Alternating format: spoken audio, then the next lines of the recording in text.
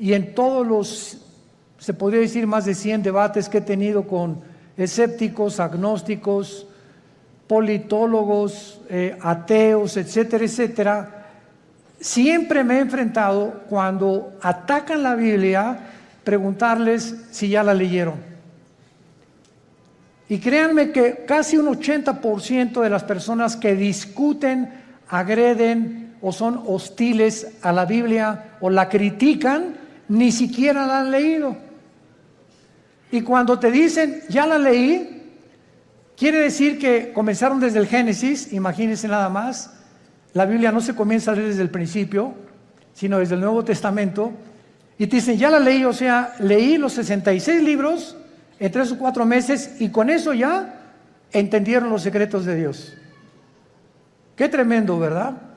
Entonces es importante que esto lo tengamos nosotros como base, porque estos secretos que pertenecen al mundo espiritual, a Dios le ha agradado revelárnoslos a nosotros.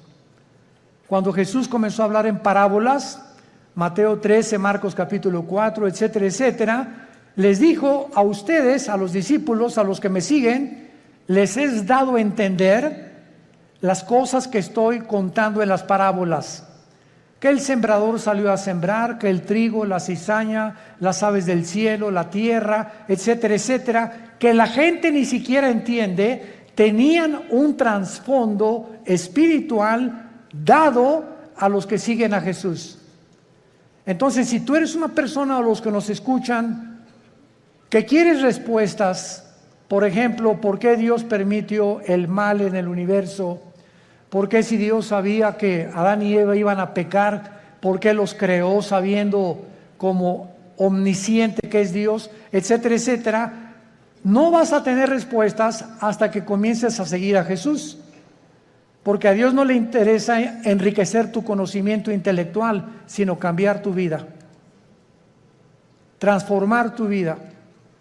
Entonces les digo a los discípulos, ustedes que ya me siguen, a ustedes les voy a dar a revelar y a que entiendan, les voy a abrir el entendimiento para que comprendan las cosas que la gente común y corriente, por muy inteligente que sea, no las puede entender.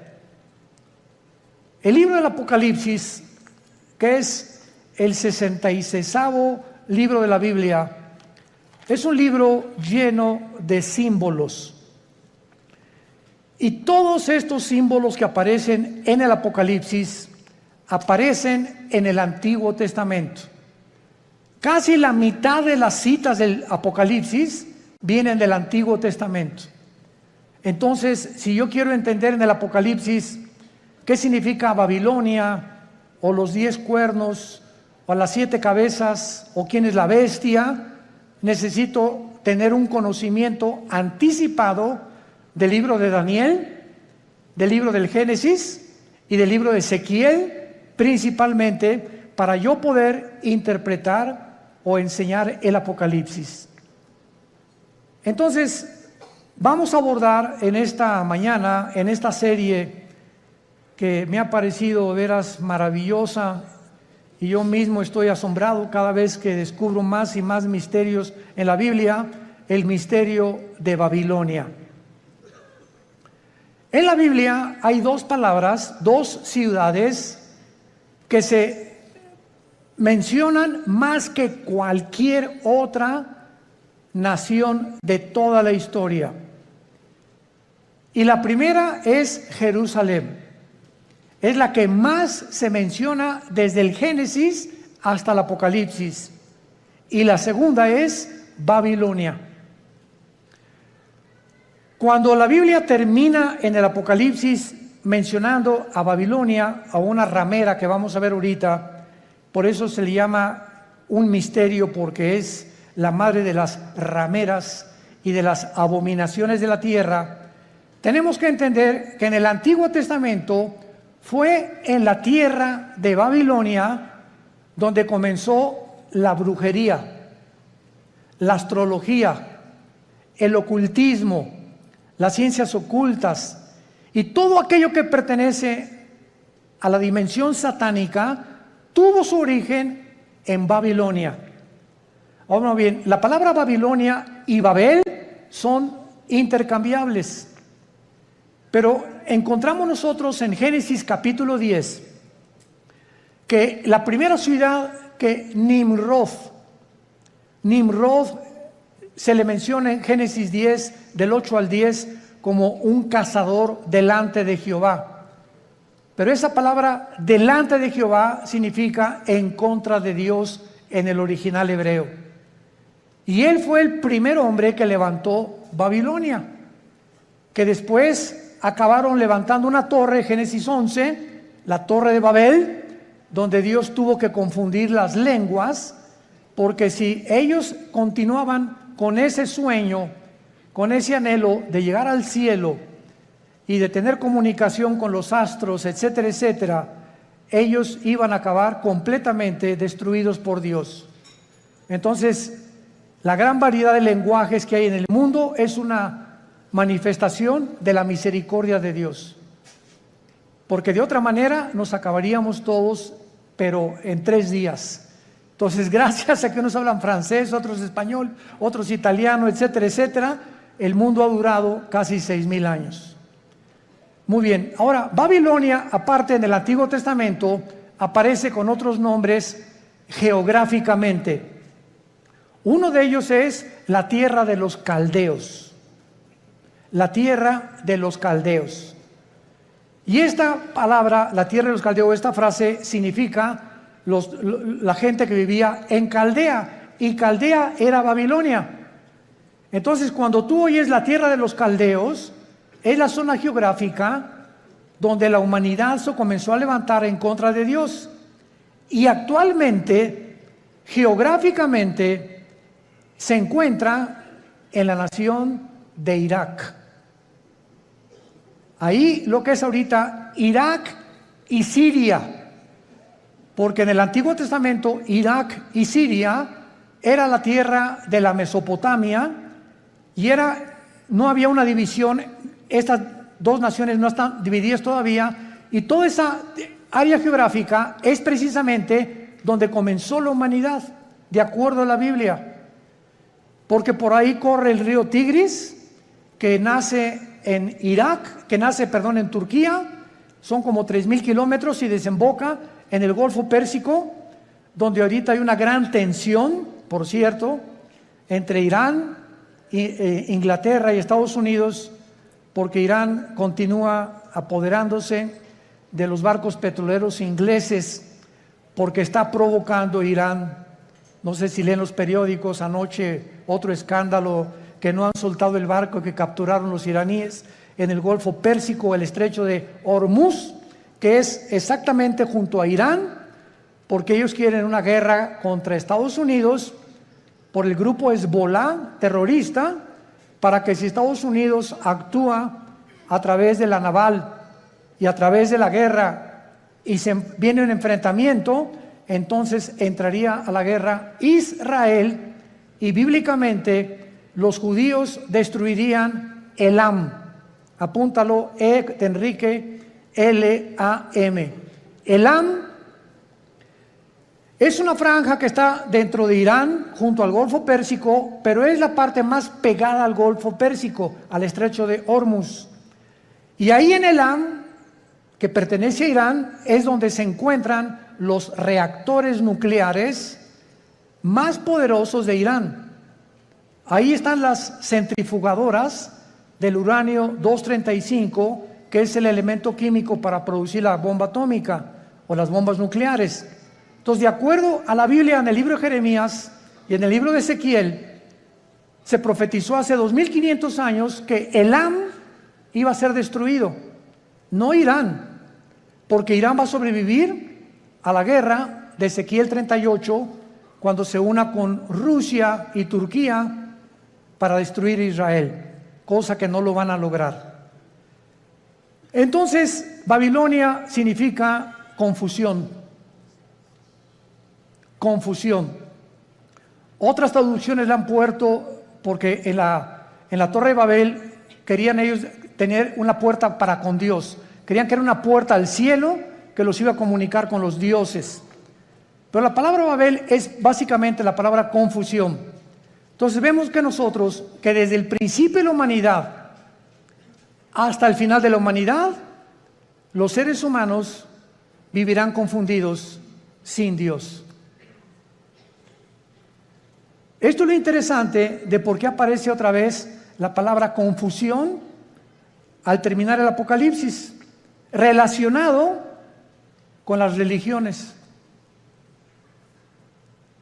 Porque aquí vamos a encontrar a una mujer, y las mujeres en la Biblia siempre han representado dos cosas espiritualmente nada más.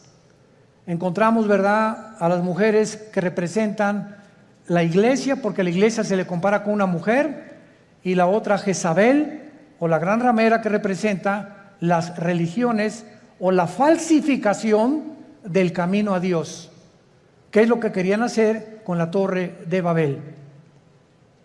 Y antes de entrar al capítulo 17 de Apocalipsis, quiero que vean otra cosa en el capítulo 9 de Apocalipsis.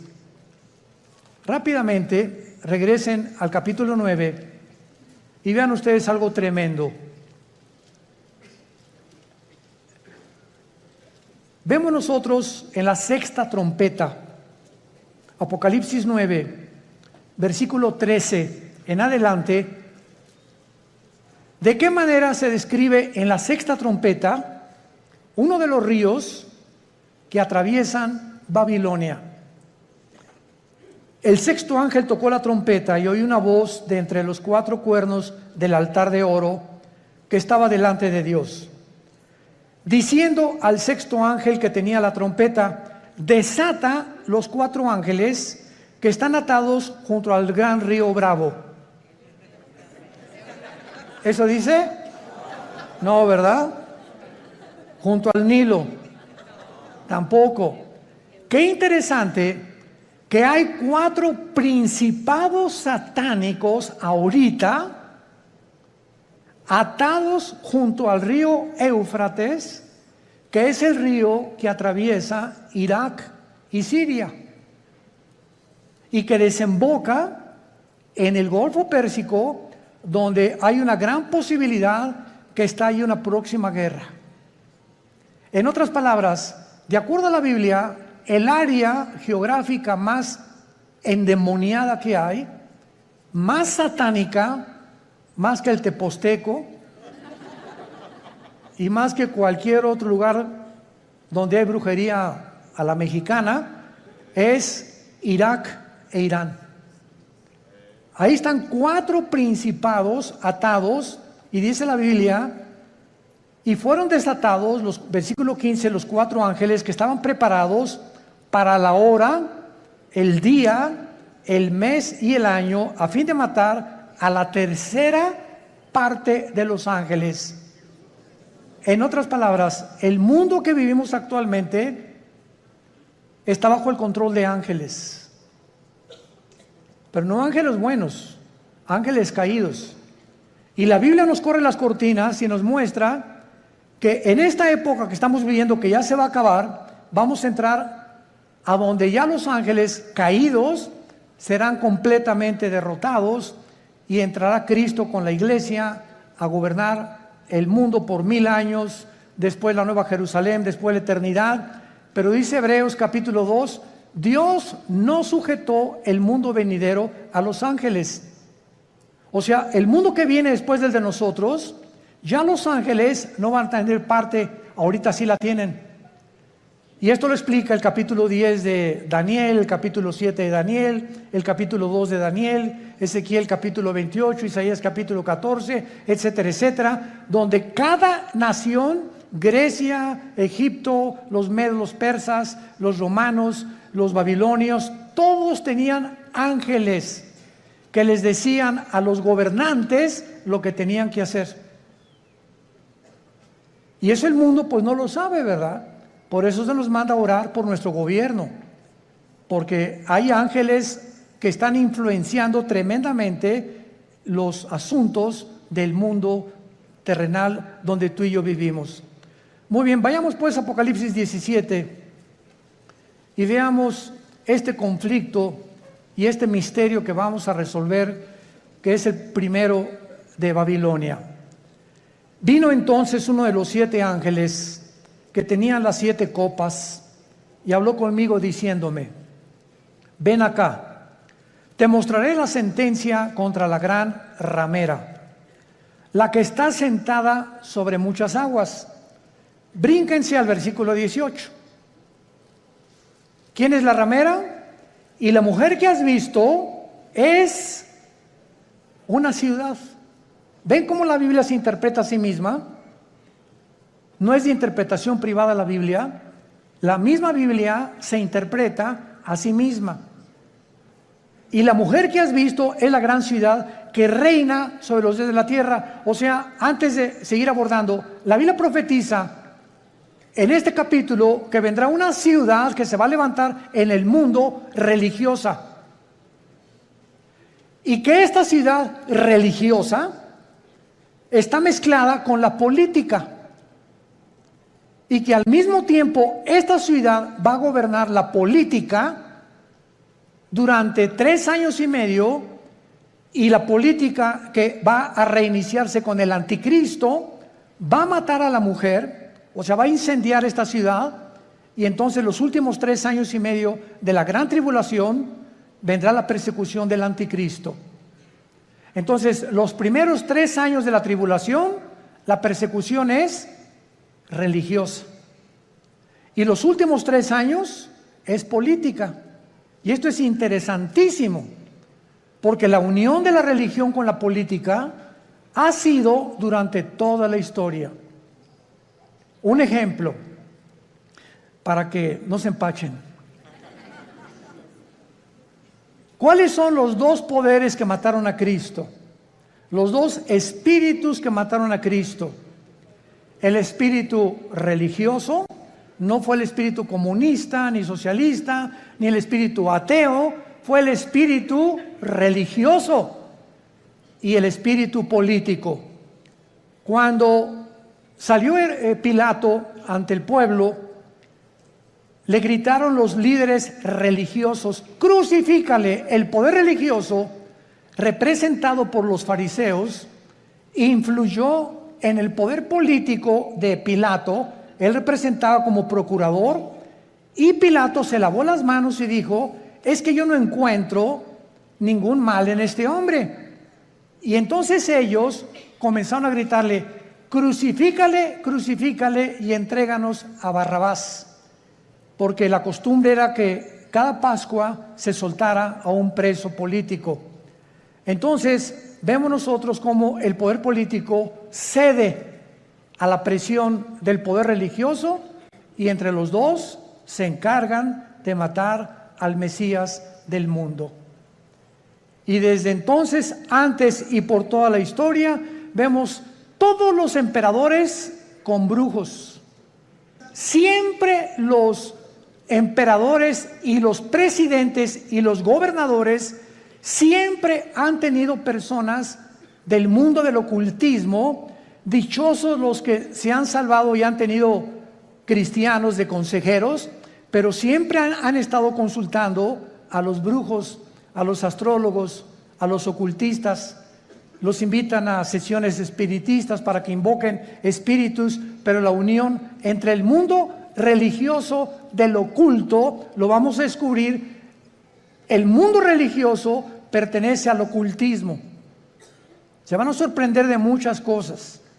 Y por eso es tan satánico, porque es el que controla el gobierno político. Y así ha sido durante toda la historia. Y cuando el anticristo, antes de que él pueda tomar el poder del mundo, va a necesitar, Apocalipsis 13, al falso profeta. ¿Quién es el falso profeta? Va a ser un líder religioso que va a unir a todas las religiones del mundo en una sola. Y cuando ya el anticristo vea que ellos le pavimentaron el camino para que su gobierno político pudiera emerger, entonces el anticristo quema a esta ciudad donde se van a concentrar las religiones del mundo, y él se proclama, segunda de Tesalonicenses 2, 3 y 4, el único Dios, donde el mundo lo adora como adoraron a los césares romanos como dioses. Te mostraré la sentencia contra la gran ramera. O sea, aquí hay un juicio contra una ciudad. Es lo primero que acabamos de despejar esta incógnita. Esta ramera representa a una ciudad que está sentada sobre muchas aguas. Las muchas aguas en la Biblia son las naciones, como lo interpretó el versículo 18. Y dice así, versículo 2, con la cual han fornicado los reyes de la tierra, y los moradores de la tierra se han embriagado con el vino de su fornicación. Este ángel viene para enseñarle a Juan un juicio, una sentencia que viene decretada del tribunal cósmico de Dios. Quiero que sepas que voy a juzgar a este sistema religioso. Y es muy importante que a esta ciudad se le da el nombre de ramera. Vamos a explicar esto. La palabra prostitución en la Biblia es una palabra que puede tener un uso apropiado cuando algo lo apropias de la manera correcta, o un uso inapropiado. Cuando el sexo se vende, o cuando alguien entrega su cuerpo a cambio de algo, se llama prostituirse. Entonces, cualquier persona que tenga relaciones sexuales porque va a recibir ya sea dinero o una mejor posición, o porque el jefe de tu trabajo te invitó a Acapulco porque te va a ser su secretaria particular con el doble de sueldo, tú te estás prostituyendo. Pero no solamente en ese aspecto se puede usar la palabra prostituirse, también se puede usar en el ministerio cristiano. Cuando, por ejemplo, un pastor sabe que un miembro de su iglesia vive en adulterio, y viene la esposa y nos dice: mi esposo vive en adulterio, pero resulta que don Pancho, el que vive en adulterio, el gordito rabo verde sinvergüenza, fue el que puso el techo de la iglesia y es el que más diezmos está dando. Entonces, si un pastor, por saber que don Pancho es el que más económicamente está ayudando a la iglesia, y ese pastor no disciplina a don Pancho, ese pastor es un prostituto. Ha prostituido su ministerio, se vendió. ¿Me van siguiendo? Siempre que tú cedes a tus convicciones por dinero o por un interés, te estás vendiendo. En la Biblia es la palabra fornicar. Por eso más adelante dice que esta ciudad ha fornicado, ha tenido relaciones ilícitas con los gobiernos. Y la iglesia no tiene que haber separación entre iglesia y el Estado. La separación gubernamental y políticamente entre la iglesia y el Estado es beneficiosa, es saludable, porque ningún Estado, ningún gobierno puede imponer. Hagan de cuenta que en México surge un presidente cristiano. Este presidente de ninguna manera debería atreverse a imponer el cristianismo en la República Mexicana, porque se coartaría la libertad, porque todos somos libres de manifestar las creencias en las cuales nosotros creemos. Pero cuando ya se impone una religión a través de la muerte o de la Inquisición o de la tortura con el beneficio de la iglesia, es cuando vemos que ese sistema se ha prostituido. Se ha prostituido, porque a la iglesia no le corresponde juzgar a los malos, eso le pertenece al Estado.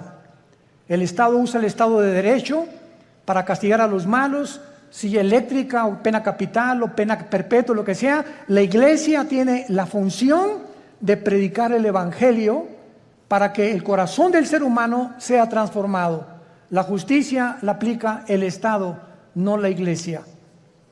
Para que me vayan siguiendo con mucho cuidado. Esto es muy importante, porque el otro día escuché una conferencia de un grande teólogo que me sorprendió con lo que dijo, y me dice: de todos los países a los que yo he visitado en Latinoamérica, el más inculto y el que más ignorante es de todo lo que está pasando, México lindo y querido. Sentí algo bien feo aquí adentro de mí. Se considera el país más ignorante y más inculto de todo lo que está pasando políticamente, religiosamente, etc.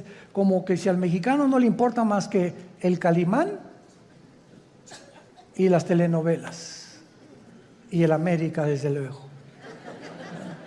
Además vive el América. Bueno, pero esto es tremendo, ¿verdad? Y otra cosa que también me sorprendió es que un análisis que hizo las Naciones Unidas fue que en Europa el promedio de la gente normal, desde los 10 años de edad hasta los 25 o 30 años de edad, cualquier europeo de cualquier nación de Europa ha leído antes de los 25 años por lo menos 6, 7 libros al año. Y en México, 1 al año. Y con trabajo no lo acabaron. ¿Se imaginan?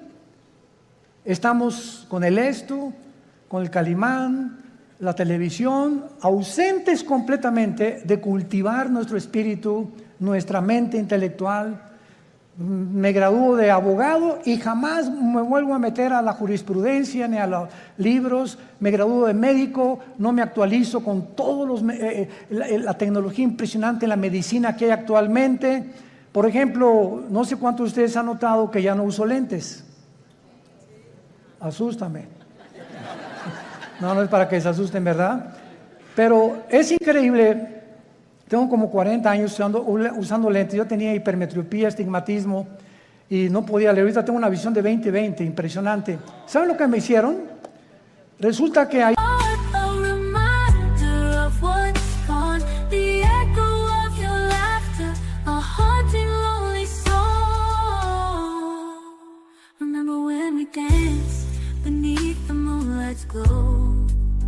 Whisper promises we never knew the depths of woe. Now the silence screams an unbearable aching flow. I'm left alone to pick up the pieces, watch the memories go.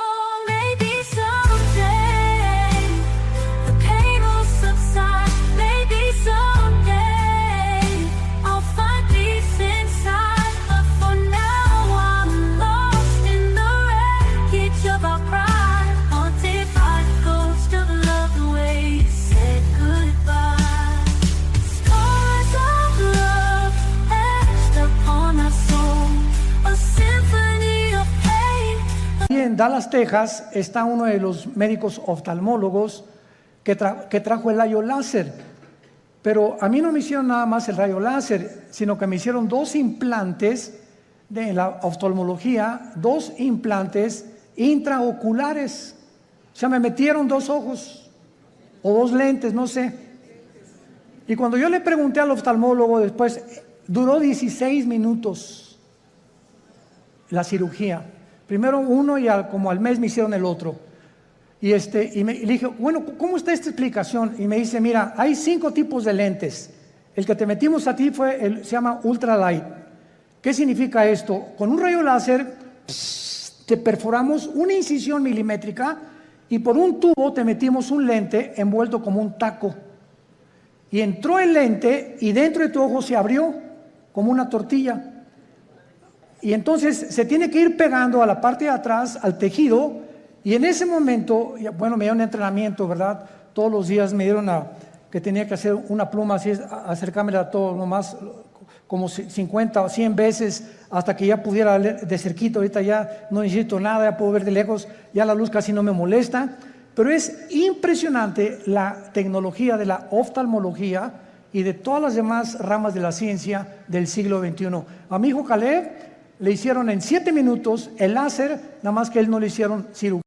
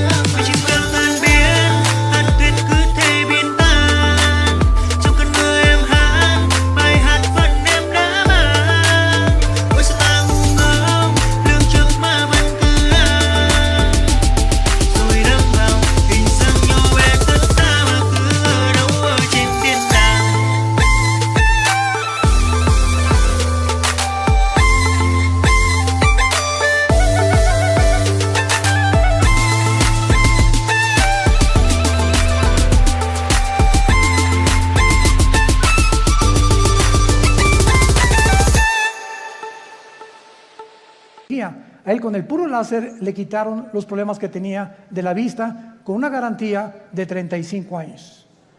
Ahí me dieron hasta que venga el Señor por nosotros. Pues sí, ya para qué quiero más, ¿verdad? Bueno, pero este es el mundo que estamos viviendo, ¿no? Entonces, están pasando muchas cosas en el mundo y tenemos que estar actualizados, tenemos que estar leyendo revistas, actualizándonos, ¿verdad? Las noticias para saber y enterarnos cómo está la cosa, y tenemos que tener hambre, pero más que nada, hambre de la Biblia. Muy bien. Entonces, la prostitución en este pasaje, la ramera representa, si lo quieres apuntar, la prostitución de la religión. Cuando la religión se vende, cuando la religión ofrece, dame dinero y tu hijo va a ser sanado, dame dinero y la maldición se irá de tu casa, o manda dinero y vas a recibir a cambio algo. Esta religión está negociando la salud y se está prostituyendo. Porque la Biblia dice que Dios ama al dador alegre, no por necesidad, ni por coerción, ni por amenaza, ni porque si no mandas, la maldición de Tutankamén caerá sobre tu casa. Ahí es cuando vemos la prostitución de la religión. Hace poco acaban de capturar a un hombre, ¿verdad?, en Estados Unidos, líder de una secta que se llamó La Luz del Mundo en México, que no se imaginan ustedes, ¿verdad? No son millonarios, son multimillonarios.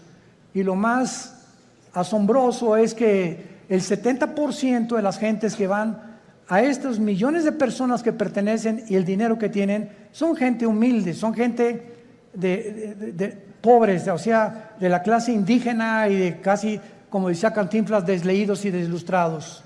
No son muchos profesionistas, ni mucho menos. Y estas personas, ¿verdad?, tenían comandos armados. Cuando ese hombre viajaba con guardaespaldas, con ametralladoras, etcétera, etcétera. Y llegó a convencer a la gente de que él era Dios. Y cuando él entraba a la iglesia había un trono literal, donde él se sentaba con muchachas junto y muchachas por acá a los lados, y entraba y lo comenzaban a adorar como Dios. En otras palabras, él estaba vendiendo, prostituyendo la religión.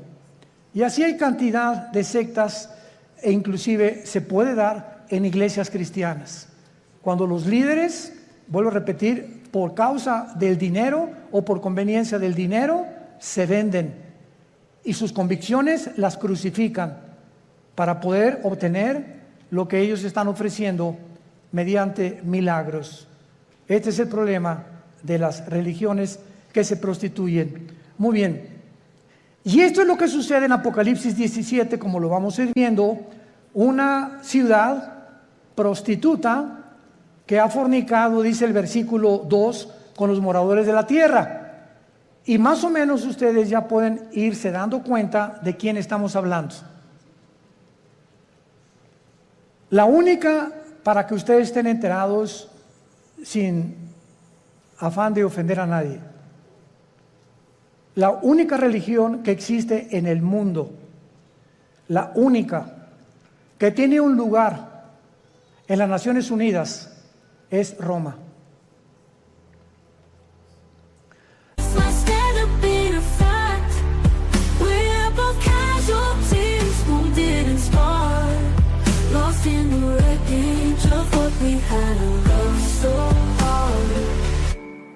We tried to mend the cracks to fill the void, but the chasm grew wider. Our love destroyed. The whispers turned to shouts. The screams became a roar, leaving nothing but ashes upon the battlefield floor.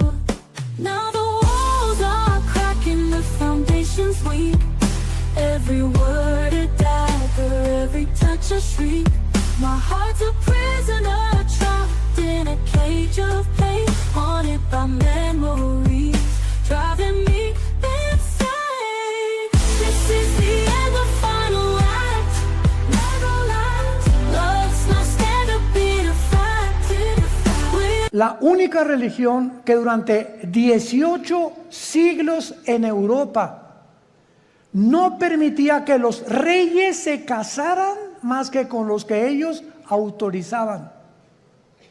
La única religión que exigió que si no te convertías a Roma durante 350 años, nombró un papa a Torquemada, un hombre español, con la Inquisición, donde los abrían los cuerpos, les quitaban el pelo, los rapaban, pero con todo y la piel, les sacaban los ojos, los sentaban en estacas, los quemaban vivos a judíos y a cristianos, porque no aceptaron que Roma es la única religión que salva.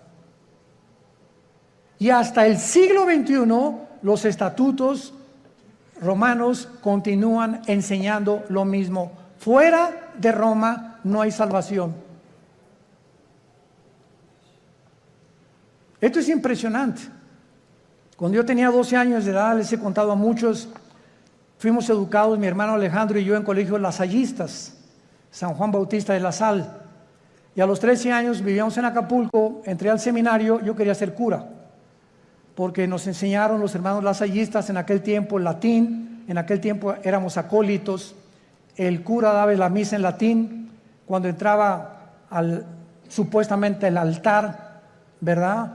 Entraba y decía, introibo al altar de Deu, Justifica Juventudes Meam, me introdujo al altar de Dios a ofrecer los sacrificios por los vivos y por los muertos. Ya le contamos en latín los acólitos, y cuando uno de los grandes dirigentes ahí llegó a visitarnos al seminario, nos dijo, ustedes están ya en el tiempo de hacer un voto de celibato sacerdotal. Y pues éramos como 10 o 12 muchachos de 14, 15 y 6 años de edad, y nos volteamos todos a ver qué significa el voto del celibato sacerdotal. Entonces nos dijo este prelado religioso, significa que ustedes tienen que hacer un voto que nunca se van a casar y que su única fidelidad va a ser a Roma, nada más. Oiga, ¿y por qué no quiere que nos casemos? Porque si se casan, el dinero lo gastan en la familia y ya no lo mandan a Roma. Esa es la razón por la cual no les conviene que se casen. Cuando la Biblia ordena, 1 Timoteo capítulo 3, en cualquier Biblia que veas, que los que sirven a Dios de tiempo completo se casen, a menos que tengas el don de continencia.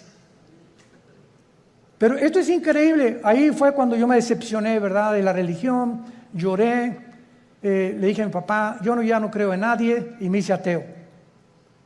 A los 17 años ingresé al Partido Comunista, me uní a la dialéctica materialista, a estudiar el Capital de Marx, de Engels y de todos los grandes líderes, Lenin, que la llevó a la práctica en la revolución bolchevique, etcétera, etcétera, hasta que cuando me convertí, yo estaba a punto ya de casi quitarme la vida, de la depresión a la que yo había llegado, de la decepción y de todo, que ya nadie me convencía, cuando mi hermano Alejandro me presenta a Jesús como el camino, la verdad y la vida. Y yo supe cuando encontré a Jesús que era la única razón por la cual yo debía seguir viviendo, y le prometí desde ese día, fue marzo de 1974, que yo le entregaría mi vida y que lo quería servir. Y desde entonces no lo he dejado de servir, por la gracia de Dios. Bueno, ahora muy bien. Vean rápidamente en el Antiguo Testamento, en Jeremías capítulo 2, de qué forma en el Antiguo Testamento se menciona la fornicación física o la prostitución, así como material o terrenalmente. Una mujer se puede vender por dinero, la cual se le llama prostituirse, o un hombre también. Espiritualmente, Dios usa el mismo término. Cuando tú le dejas a Él por los ídolos, o cuando dejas a Dios por otras cosas más importantes que Él. Dice Jeremías capítulo 3. Dicen, si alguno dejare a su mujer yéndose esta de él y se juntare otro hombre, ¿volverá a ella más? ¿No será la tierra del todo amancillada? Tú pues, le está hablando Dios a Israel, has, ¿qué cosa? Fornicado con muchos amigos. Pero no se está refiriendo Dios a la fornicación física sexual. Veámoslo. Mas vuélvete a mí, dice Jehová. Alza tus ojos a las alturas y ve en qué lugar no te hayas prostituido. In the sand, now washed away by the tide, just like a hand trying to grasp the past, a fading dream, but reality bites sharper than it seems. The greatest love, greatest pain. Never thought I'd be here all alone again. Shattered dreams, scattered light, broken glass. Is this what love is? This bitter taste of life. And maybe someday I'll understand why it all went wrong, but for now I just gotta move on. Gotta pick myself up, dust off the pain, find a new path and start again. Junto a los caminos te sentabas, para ellos como árabe en el desierto, y con tus fornicaciones y con tu maldad has contaminado la tierra. Por esta causa las aguas han sido detenidas y faltó la lluvia tardía, y has tenido frente de ramera y no quisiste tener vergüenza. Dios acusa a Israel de fornicar con los ídolos, que es lo mismo cuando un hombre se va con una mujer que no es su esposa, o cuando un muchacho tiene relaciones con su novia sin casarse, está fornicando. Ella se está entregando a él o por conveniencia, o él con ella. Se están prostituyendo los dos. Y cuando tú espiritualmente dejas a Dios y abrazas cualquier otra área de la vida por olvidarte la palabra de Dios, has prostituido tu llamado. Estás fornicando. En otras palabras, en la Biblia, la idolatría se le compara con la fornicación sexual. Ahora veamos y confirmémoslo en Santiago capítulo 4, en el Nuevo Testamento, y dice así el apóstol Santiago. Santiago capítulo 4, versículo 4. Santiago 4, versículo 4. Oh almas, ¿cómo se les llama? Adúlteras, pero no porque se hayan ido con otra mujer. ¿No sabéis que la amistad del mundo es enemistad contra Dios? Cualquiera que se quiera ser amigo del mundo se constituye enemigo de Dios. ¿O pensáis que la Escritura dice en vano, el Espíritu que le ha hecho morar en nosotros nos anhela celosamente? Vemos ya que también en el Nuevo Testamento la fornicación puede ser espiritual o puede ser de carácter sexual. Vayamos otra vez a Apocalipsis, nuestro pasaje, y ya vamos despejando muchas incógnitas que estaban ocultas ante nuestros ojos, por lo cual Dios le llama a esta ciudad, versículo 2, has fornicado con los reyes de la tierra. Roma tuvo relaciones ilícitas con los políticos. Cuando Constantino en el año 325 después de Cristo, apúntalo, fue el último emperador romano, fueron los emperadores los que le hablaron a una persona para darle el título de pontífice. Fue el primer título que se le dio a un dirigente en Roma. La palabra pontífice significa constructor de puentes en el latín. Constructor de puentes, o sea, vamos a nombrar a una persona, síganme con cuidado, que tenga relación con Dios y que nosotros a través de esa persona podamos comunicarnos con Dios. Cuando 350 años antes, la Biblia dice, porque no hay más que un solo mediador, Hechos 4:12, entre Dios y los hombres, Jesucristo hombre. Entonces, Roma toma el lugar de Jesús y dicen que ellos a través actualmente de cualquier cura o cualquier padre te tienes que ir a confesar. Él te da una penitencia de, no sé, 30, 40 veces Marías o lo que tú quieras decir, y en ese momento tus pecados son perdonados. ¿Qué dice la Biblia? Que no tenemos ya a nadie desde Cristo en nuestros días a quien contarle nuestros pecados más que a Jesucristo hombre. Primera de Juan 1, 8 y 9. Si confesamos nuestros pecados, Él es fiel y justo para perdonarnos y limpiarnos de toda maldad. ¿Se dan cuenta cómo cuando comenzamos a estudiar se nos comienzan a caer las vendas? Pero cuando el mexicano o el latinoamericano no quiere estudiar y no quiere leer, te puedes quedar 20, 30 años y te encierras en una cárcel de religión. No, yo estoy bien, y ahí tienes enfrente la luz y te niegas a verla. Porque puede más tu orgullo religioso que la verdad. Juan capítulo 3, y esta es la condenación, que la luz vino al mundo y los hombres amaron más las tinieblas que la luz, porque sus obras eran malas. Muchos no quieren venir a la luz, no porque no puedan, sino porque no les conviene. Prefieren permanecer en esa cárcel que salir de esa cárcel y servir al Dios vivo y verdadero. Veamos ahora en segundo lugar que dice el versículo 2, que esta relación ilícita que le llama fornicar con los reyes de la tierra, o sea, una relación política religiosa que no debe existir.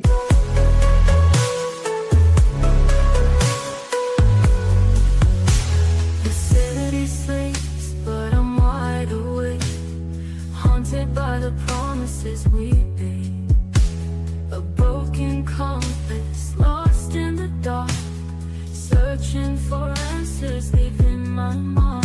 Every beat of my heart, a painful drum, a constant reminder of what's become.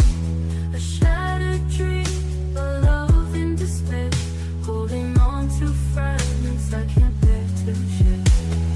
Echoes of you haunting the night, ghosts of memories bathed in moonlight, whispers in the wind of phantoms plea, forever lost, a love that used to be. Los moradores de la tierra se han embriagado con el vino de su fornicación. La palabra embriagarse, ustedes saben, es emborracharse, pero no con tequila herradura, ni con mezcal, sino aquí también se usa en el sentido que la religión embriaga a las personas, las emborracha, les nubla el entendimiento y los convierte en ovejitas con un pastor ciego. Entonces, cuando tú estás en algún movimiento religioso y abundan en el mundo entero, y no entiendes, ni lees, ni conoces, sigues como borrego, simplemente porque pues ahí va tu familia, o porque ahí van tus amigos, o porque te cautivó esa persona que se dicen dioses, etcétera, etcétera, estás como borracha. Caes en una trampa tremenda. ¿Se acuerdan de Jim Jones? 1978, que se llevó a 1,000 personas a la Guyana junto a Venezuela. ¿Se acuerdan de David Koresh, que en Waco, Texas, dijo que él era el ángel del Apocalipsis? ¿Se acuerdan de Juan Carlos Miranda, recientemente, que dijo que él era primero el anticristo, pues que era Jesucristo? Y así este señor de la luz del mundo, que dijo que él era también el único que debían de adorarlo, y cuando llevaba en su haber 7 o 4 niñas violadas. ¿Qué le pasa al mundo? Te puedes preguntar, ¿no? O sea, qué fácil somos engañados. Qué fácil es caer en una secta por no estudiar. Mi pueblo pereció porque no tuvo conocimiento. ¿Ven la importancia de prepararnos? Ahora veamos aquí en el versículo 3 que el Espíritu Santo traslada o transporta a Juan a un desierto. Y ahí en el desierto tiene una visión tremenda el apóstol Juan. ¿A quién ve a Juan? ¿A quién ve? A una mujer sentada sobre una bestia escarlata. El color escarlata es el color de los dragones. Es un color rojizo, que es el color que se asocia con la sangre, con la guerra y también con Satanás. Entonces vemos ahí una mujer sentada o montada sobre una bestia escarlata. Y esta bestia tenía llena de nombres de blasfemia, que tenía 7 cabezas y 10 cuernos. Nuestro paso actualmente ahorita es tratar de descifrar qué significa la mujer sentada sobre esta bestia. Muy bien, esta bestia en el versículo 8 nos da la interpretación. La bestia que has visto era y no es, y está para subir del abismo e ir a perdición. Número 1, esta bestia es el nombre que el Espíritu Santo le da a una imagen o a un principado satánico que ya había existido antes en el mundo. ¿Se acuerdan de los 4 ángeles atados junto al río Éufrates? ¿Quiénes creen ustedes que sean esos 4 ángeles? Porque si estaban atados no es porque vivían en Disneylandia, ¿verdad? Sino que eran 4 ángeles que ocasionaron un daño tan grande en la historia humana que Dios los encerró y los va a soltar al final de la gran tribulación cuando nosotros ya no estemos ahí. Pero en el capítulo 10 de Daniel se nos revela que cuando Dios envió un ángel a la tierra para comunicarle a Daniel el futuro de Israel con la profecía de las 70 semanas, otro principado satánico se atravesó y lo interrumpió durante casi 3 semanas, que mientras había una guerra en la dimensión espiritual, Daniel se encontraba en la tierra orando. En esas 3 semanas hubo una guerra espiritual sin que Daniel lo supiera. Y esas oraciones de Daniel hicieron que viniera el ángel y bajara Miguel, el arcángel y comandante en jefe de las huestes de los ángeles buenos de Dios, para que ese ángel fuera librado y llegara a la tierra, a Jerusalén, a Babilonia, y le entregara a Daniel el recado. Y entonces ahí el ángel le dice a Daniel: me detuvo el ángel de Persia. En otras palabras, el principado que estaba gobernando el imperio pérsico, que es el imperio de Irán, porque en 1935 se le cambió de Persia a Irán, era un principado satánico. ¿Y cuáles son los 4 imperios que Daniel menciona? Babilonia, los medos y los persas, los griegos y los romanos. Estos 4 ángeles del Apocalipsis de la 6ª trompeta son los 4 ángeles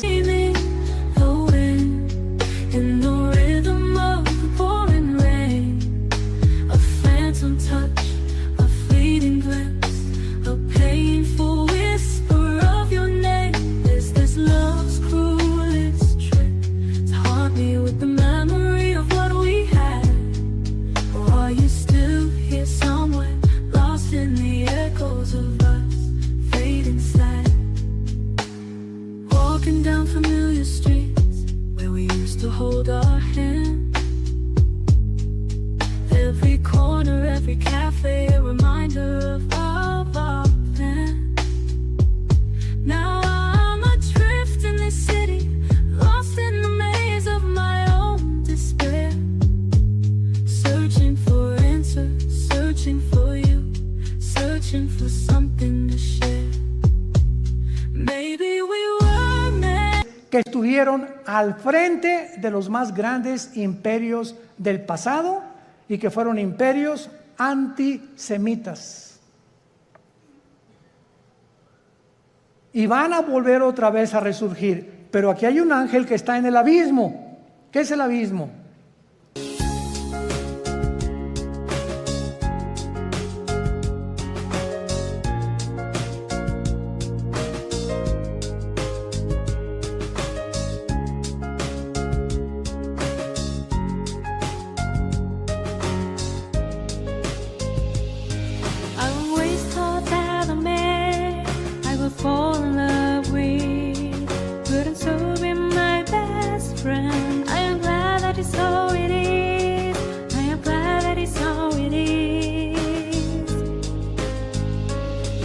my dearest friend, with whom I have never kept any secrets. You know me the way I am, and I know the real you, and that's what makes our bond of love so special.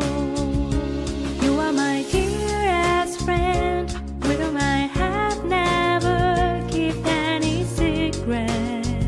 You know me the way I am, and I know the real you, and that's what makes our bond of love so special.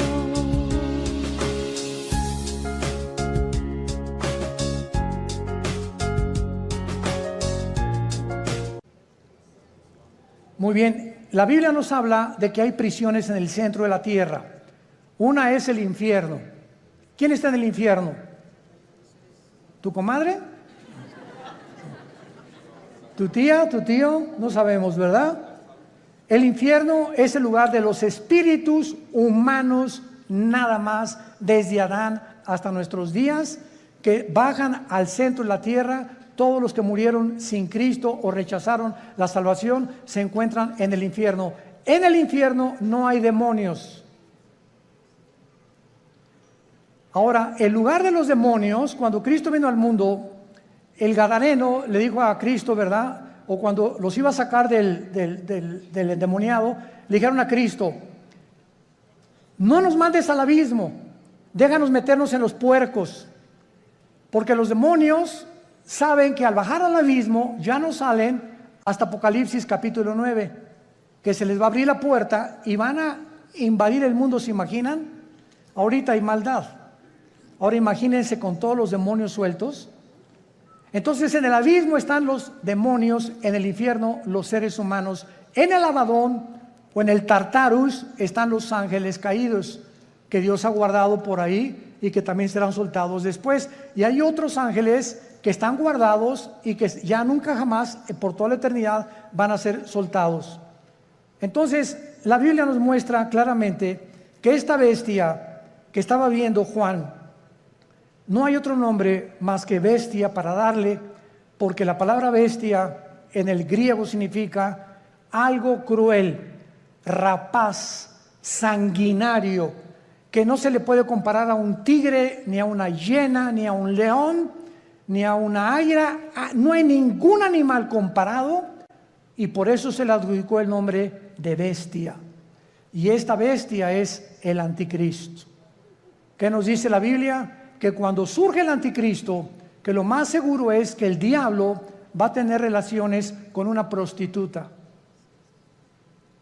Y de esta relación van a ser el anticristo. ¿Cuándo entra el espíritu al cuerpo humano?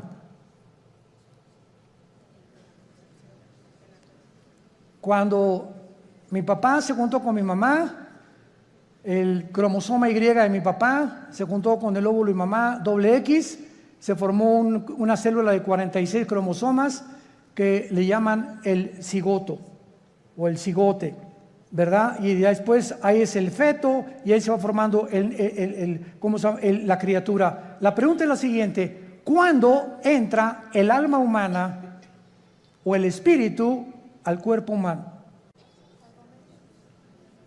Esta pregunta ha hecho que los mismos científicos estén debatiendo actualmente cuándo se aborta y cuándo no se aborta. No hay ningún médico, ningún doctor, ningún genetista, ningún ginecólogo, nadie que te pueda decir cuándo comienza la vida. Y por eso se ha dado especulaciones. No, puedes abortar a las 3 semanas, a los 2 meses, al mes. Y las leyes en diferentes naciones cambian de acuerdo a la perspectiva y la opinión de tales o cuales médicos.